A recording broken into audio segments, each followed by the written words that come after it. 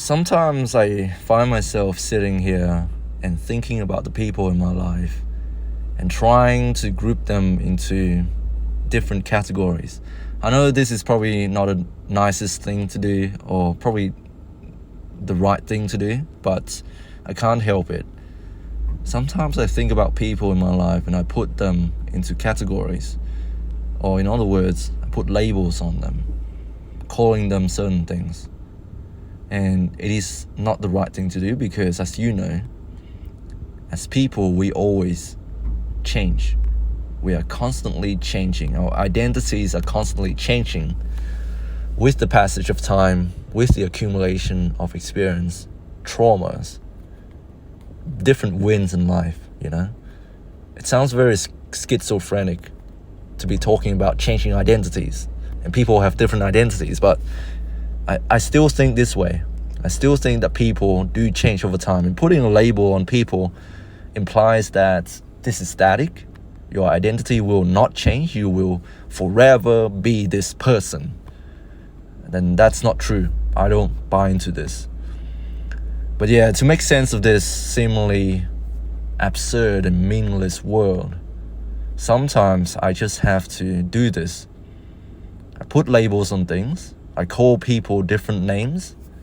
I put them into categories just to make sense of this seemingly absurd and meaningless life. I give meaning to my life sometimes. I give meaning to people. Lately, I've been putting people into two different groups.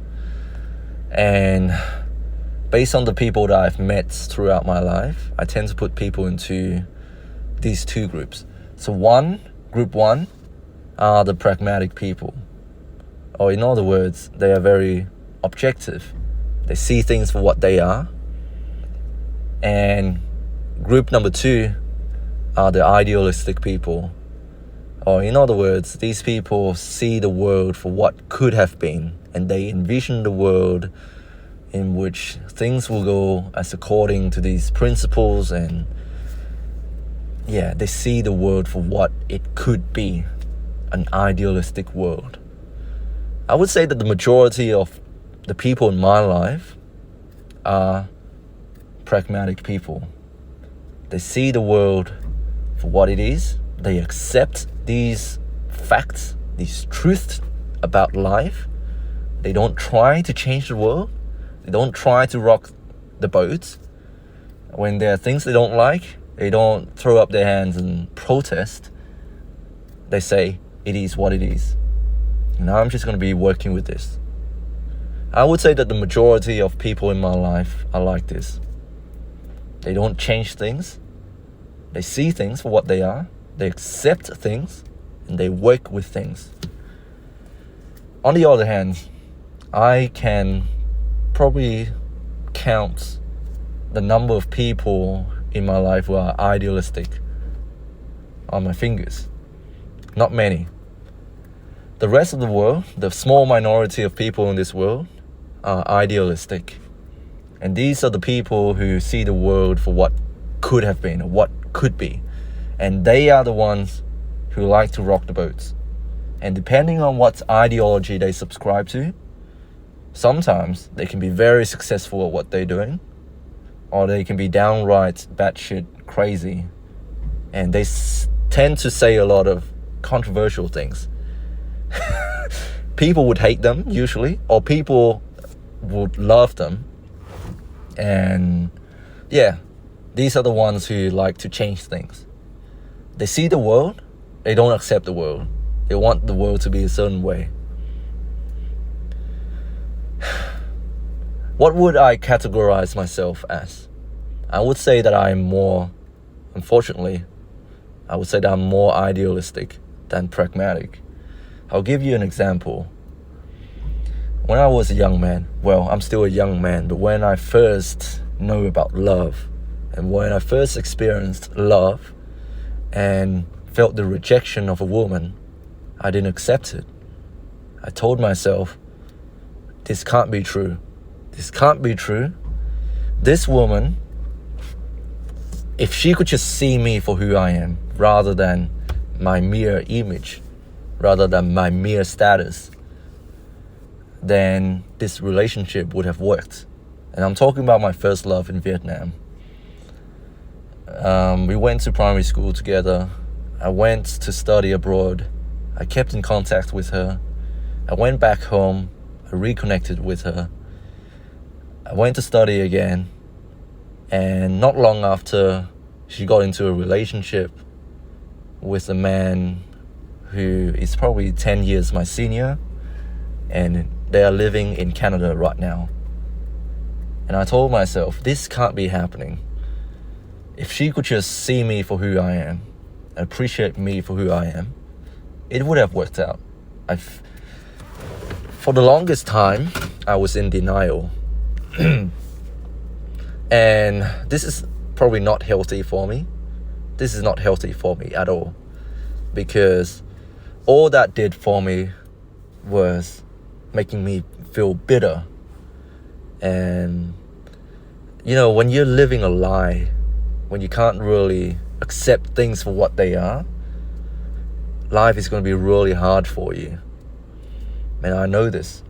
But yet, I still call myself an idealist because I still believe in a world in which men and women could work together. Now, I'm talking specifically about theories online here. The red pill, the black pill, the blue pill, the white pill. I would say that I align more with the blue pill or the white pill than the red and the black pill. Now, the red and the black pill, the people who subscribe to these ideologies, they see the ugly truth, and that can be a good thing. On one hand, well, the good thing is that they see the world for what it is, so they don't try to change things. They work with things, so they know the cause for their downfall. Or, yeah, like they see what's making them unsuccessful and they tackle that issue, like in the red pill. But then with the black pill, sometimes it can be liberating to know that, hey, it's over. Some people just look at things for what they are and throw up their hands and say, it's over, man. Like I shouldn't even try. And it's liberating. I know it's very liberating when you say it's over and you don't have to try anymore. It's over. There's nothing you can do. Nothing you can do. Nothing you can do to improve your chances. If you're a certain way, it's over. And it can be a good tool for you, but it can also be a very bad way to look at life for some people. Now, I'm not prescribing any pill. I'm saying for some people it's this way, and for some people it's that way. It's bad for some people because some people do see the ugly truth and they feel resentment. Some of them say to themselves, sure, I can do these things. I can look smacks. I can be a passport bro. I can make more money. But everything in order to attract women will be transactional. They won't love me for who I am. They just love me because of these prerequisites. These people will live a life of resentment. Well, I can't say that for sure, but it's most likely they're going to be very angry, very bitter. And even though they might achieve some sort of success in their romantic life, they're still going to be feeling like they've got to go on their own way, and there's no partnership between men and women. Now, I've said that being an idealist is a bad thing because I couldn't see things for what they were. I couldn't accept the truth. And sure, it might be true that my first love didn't like me because I was immature. I didn't have money. I was not established. I'm not secured in who I am. And I can't provide security for her. I might be unattractive in her eyes. There are many things. And sure, these are the truths. But it can also be a good thing to be an idealist because I still think that love can be non-transactional.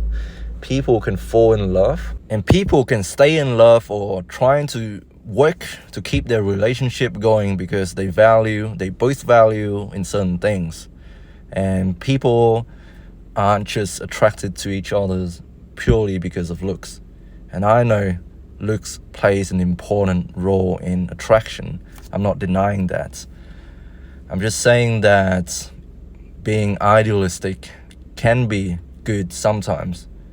Sometimes it's probably not even about being pragmatic or being idealistic. Most people should aim for something in the middle.